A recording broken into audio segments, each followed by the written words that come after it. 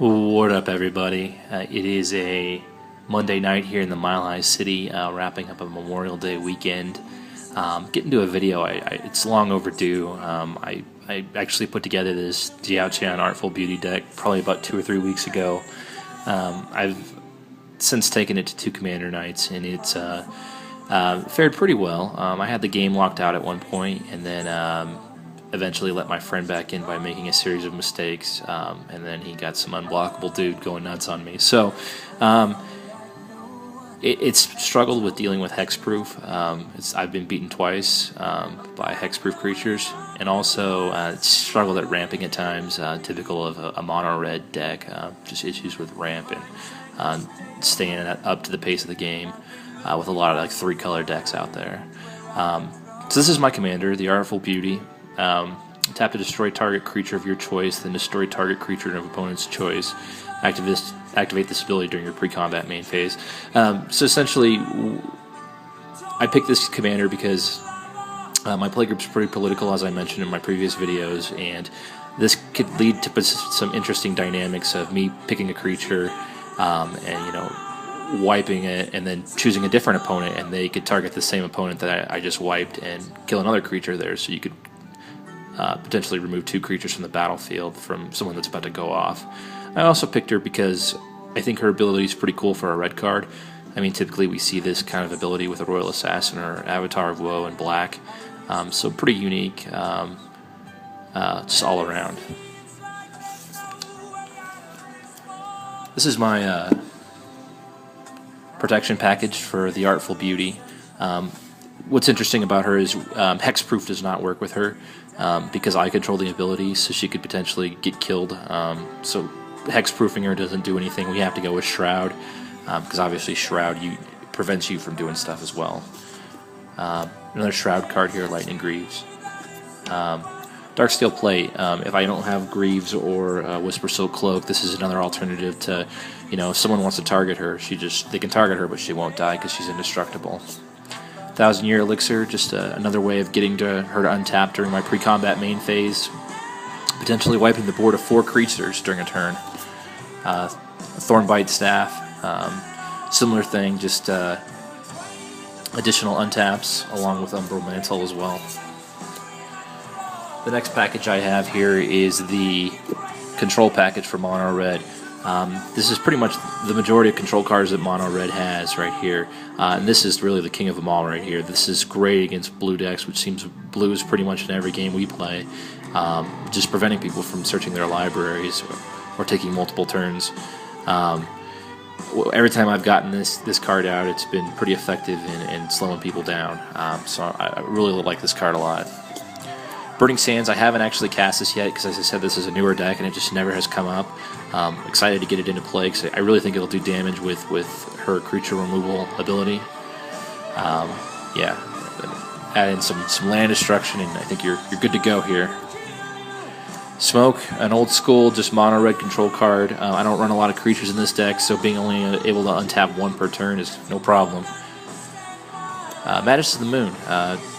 I ordered a Blood Moon. They canceled my order because they ran out, so I ended up with this guy. And he's actually fared better than most Blood Moons. For some weird reason, being on a creature body, you think he would be more susceptible to getting removed. He's done some damage in the few games I played with this deck. Vicious Shadows, just another way of killing creatures and dealing damage. Pretty expensive. Haven't actually cast it yet, but again, this deck is new, so. And Grafdigger's Cage, just a way of just hosing dredge decks, black decks that do a lot of reanimator stuff from the graveyard. Price of Glory, again, slowing people down, keeping people contained within their own turn instead of just doing a bunch of fast effect triggers at the end of your turn. Yeah, this is a pretty good mono red hoser.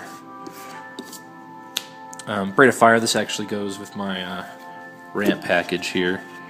I won't spend too much time talking about ramp other than with mono red you gotta have a lot of ramp because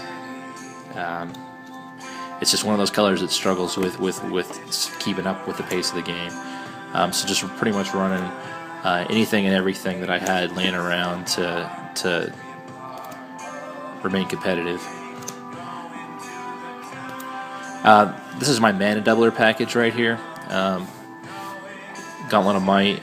If you can afford one, I really love this card just because I came from the old school and always wanted one back then, never could afford one, and being a little older, it's nice to have one now. Gauntlet of Power, another mana doubler, Cage Sun mana doubler, Extraplanar Lens, and Braid of Fire. What's interesting about Extraplanar Lens is you can actually remove a snow-covered mountain, and any other snow-covered mountains get double the mana. So I run a massive stack of snow-covered lands here, and what's great about Extraplanar Lands, you remove that snow-covered mountain, all other snow-covered mountains get additional mana per turn. So pretty great because not everybody's running snow-covered mountains in a playgroup. So just another way of helping mono red ramp up. Next one I have here is my card draw package. You think with mono red card draw would be pretty shitty. It's not too bad actually. I think mono white and green have a more difficult time. This is Wheel of Fortune, we all know that one. Wheel of Fate, same thing as Wheel of Fortune but with Suspend. Reforge the Soul, same thing. A little more expensive but has the miracle cost there. Dragon Mage, again another dude that does the Wheel of Fortune effect if he gets through. Mind's Eye. Not only do I love this card because of the new art, but it's great against people who play Sylvan Libraries or Brainstorms, anything that draws them cards. It allows you to just piggyback right off of that effect and just fill up your hand. So usually gets removed from the battlefield pretty quick, but great draw card. Staff of Nen, draw. Tower of Fortunes, a massive draw card. The second thing this deck does is it has a lot of interactions with Sundial of the Infinite. This is a card I've always liked and I've always wanted to use. I've just never found a deck for it. So you'll see the main thing here is we want to pay attention to. It ends the turn and removes all kind of just stuff that happens at the end of your turn effects from the stack. So anything that Kiki Jiki can brew up can stay on the battlefield. Same with Firecat Blitz, all these tokens you put on the battlefield. Elemental Appeal. Zektar Shrine Expedition, Dark Ball Lightning, gotta have the dark version, guys. Mimic that, and then two kind of cards that allow you to take additional turns. But if you don't win the game, or you lose the game if you get to the end of that second extra turn. So with Sundial out, that trigger never takes place, and you're still in it. So this is my creature and tutor package here. Planar Portal, a bit expensive, but mono red, got to do what you got to do. Same with Forge Master here. Hoarding Dragon. This guy's pretty good and underrated actually. There's another card coming up, Capricious Efreet, that helps destroy that guy, so you can tutor up artifacts. Slowbad, I actually have a deck that runs him full on as my commander. Zealous Conscripts, mono red staple. Capricious Efreet, this guy's actually pretty cool. It helps do some spot removal by randomizing kind of some destruction. But again, if you target some of your own stuff that you want to leave the battlefield, his ability is pretty awesome. I got a minute left, so here's my utility package. Lightning Bolt, we all know that one. Vandal Blast, great card. The Price of Progress, not only the coolest name but a great late game card. Shunt, this thing can change games. I've seen it happen with my own eyes. Overload's probably going to get cut. I'm going to probably remove that card and change it out with something else. Smash is good just because it has card draw and artifact destruction. A little Reverberation here, Fork action.